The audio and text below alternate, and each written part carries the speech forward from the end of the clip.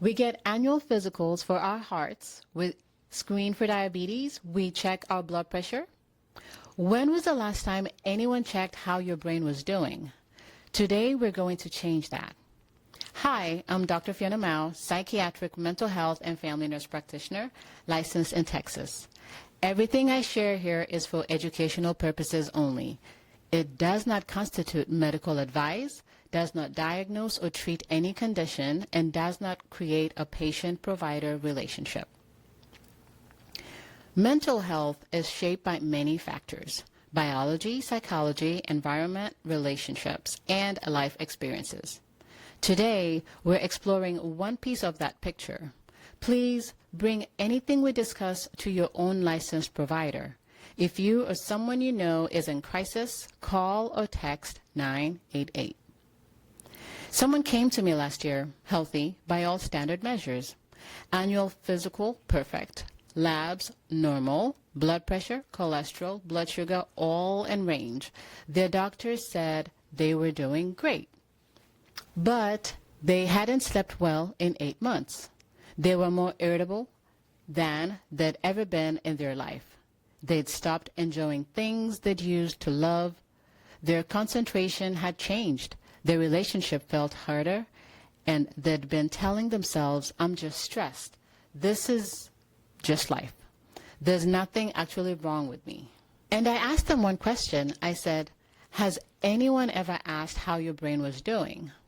They looked at me and said, no, nobody has ever asked me that. Today's video is about why that is and what we can do about it. Most of us know we're supposed to get annual physicals. We check our blood pressure, we check our cholesterol, we screen for diabetes, we look at our kidney functions, our thyroid, our liver enzymes. We measure things we can't feel going wrong until they've already caused damage. And we do this every year because we've decided that prevention matters, that catching things early matters, that knowing your numbers matters. But when was the last time someone sat down with you and asked, how's your brain doing? Not, are you in crisis? Not, do you have a diagnosis? Not, are you on medication? Just, how's your brain doing? Why have we normalized checking our hearts every year, but not the organ that controls our thoughts, our emotions, our memory, our relationships, and every decision we make? That's what I want to talk about today. Why the gap exists. There isn't one reason for this gap. There are several, and understanding them matters because this is not a failure on any individual provider or patient. It's a structural and cultural gap that medicine is still catching up to. First, the historical separation of mind and body. For most of modern medicine history, mental health and physical health were treated as distinct domains with different systems, different providers, and different levels of legitimacy.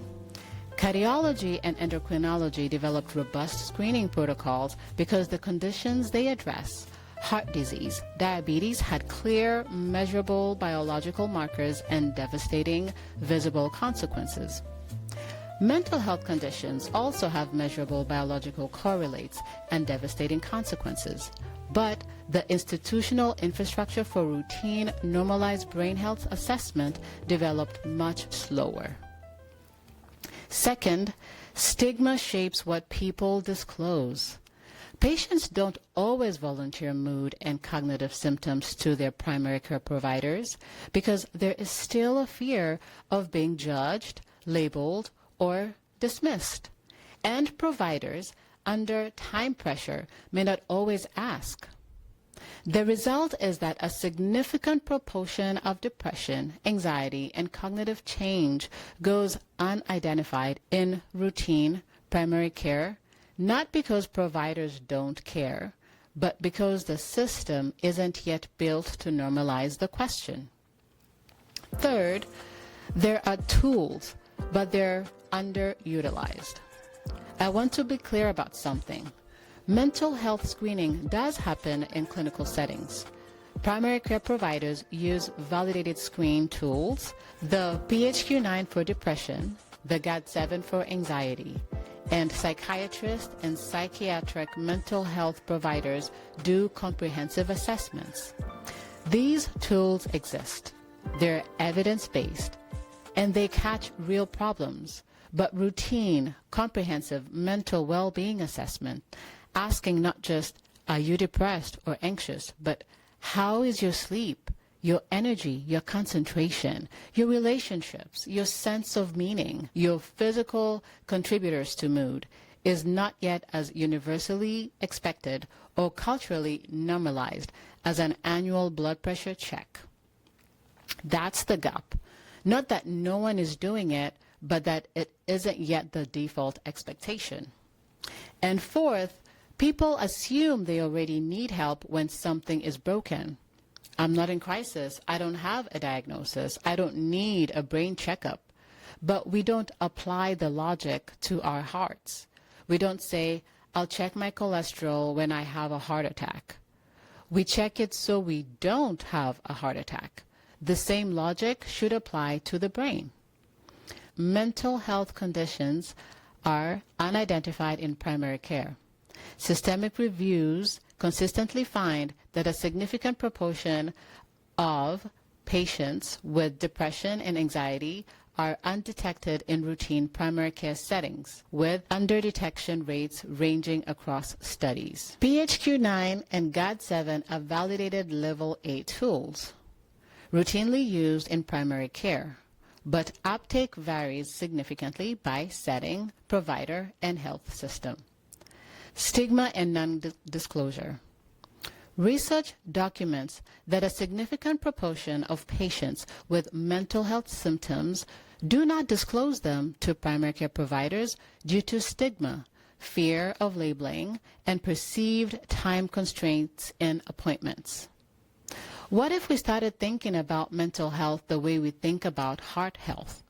Not waiting until there's a crisis, not requiring a diagnosis, but checking in regularly, asking questions that give us useful information before something goes seriously wrong. Because here's what I know as a psychiatric nurse practitioner who also trained in primary care.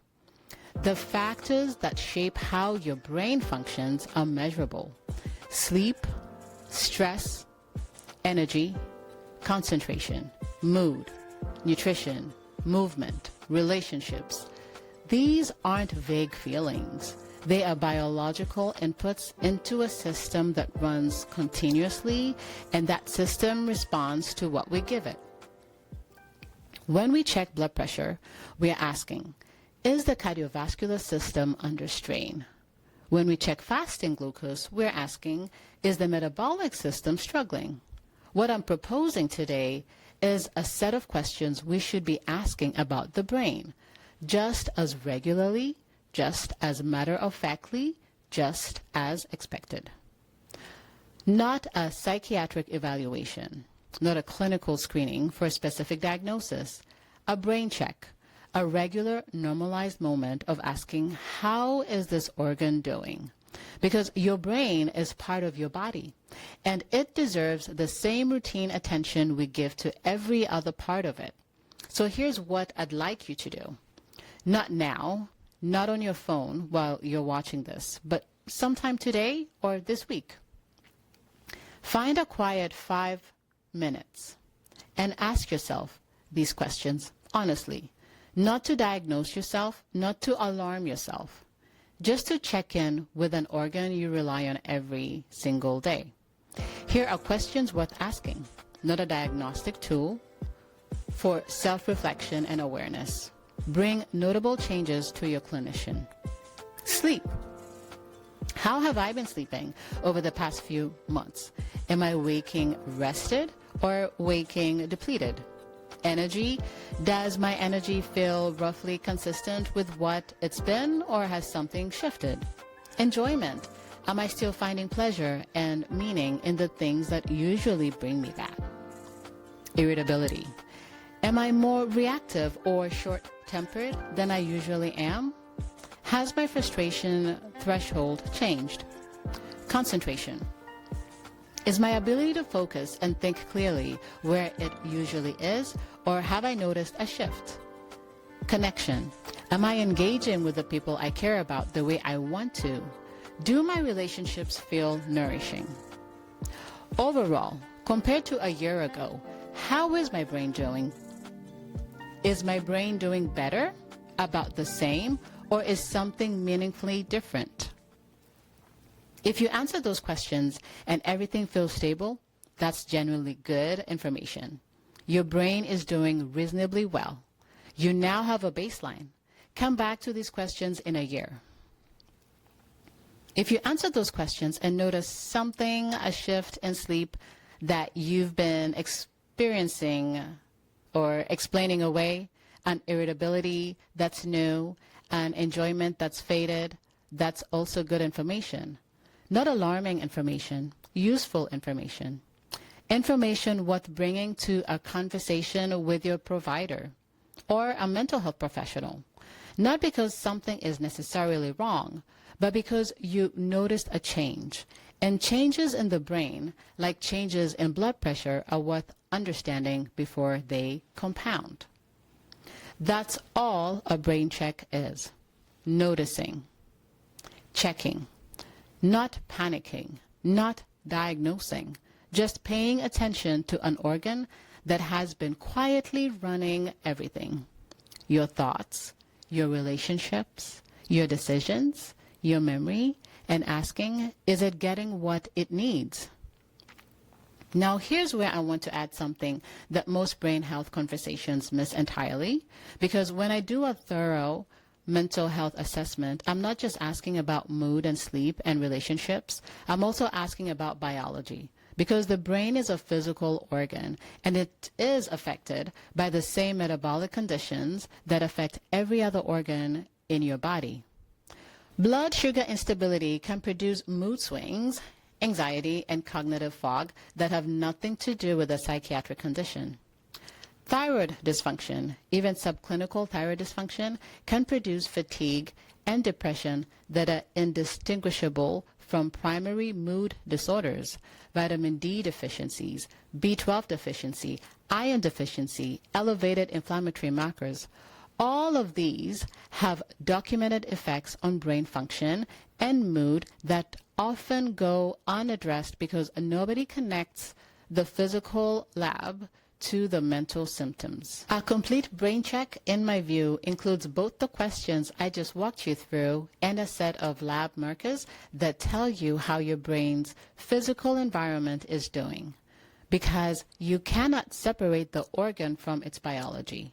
And for many people, the reason their brain check comes back with something notable isn't a psychiatric diagnosis.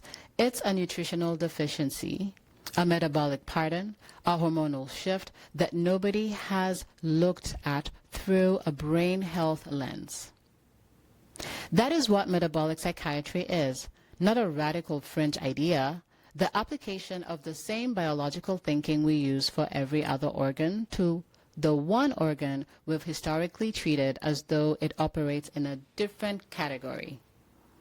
Metabolic factors and mental health. A large meta-analysis found that elevated inflammatory markers are significantly associated with depressive symptoms in otherwise healthy individuals, independent of physical diagnosis. Thyroid and mood. Subclinical hypothyroidism is associated with significant depression and anxiety symptoms, with evidence supporting thyroid evaluation in patients presenting with mood complaints. Nutritional factors. Systemic reviews support associations between vitamin D, B12, iron, and omega-3 deficiency and mood, cognitive function, and mental health outcomes across populations. If you want to understand the lab side of your brain check, the specific tests that give you a metabolic picture of how your brain is being supported, I've put together a free guide called 5 Labs Your Provider Never Ordered. It's in the link in my bio and in the description below. It's free. It tells you exactly what to ask for and why. The person I told you about at the beginning, the one with the perfect annual physical and 8 months of unaddressed changes in the brain, they eventually had a full assessment, not just mood, not just labs, but both together. And when they understood what was contributing to what they'd been experiencing, something shifted. Not because we diagnosed something dramatic, but because they had information. They had a map, and they could do something with it. That's what a brain check is for, not to alarm you, not to label you, to give you information about an organ that is responsible for the entirety of your inner life. And that deserves the same routine attention as the one pumping blood through your chest. Do your brain check this week. Just a few questions, 5 quiet minutes. And if something comes up, bring it to your provider. That's not weakness. That's exactly what we do when our blood pressure is high. We pay attention. We act on the information. Subscribe Tuesday and Thursday, 10 a.m. Central.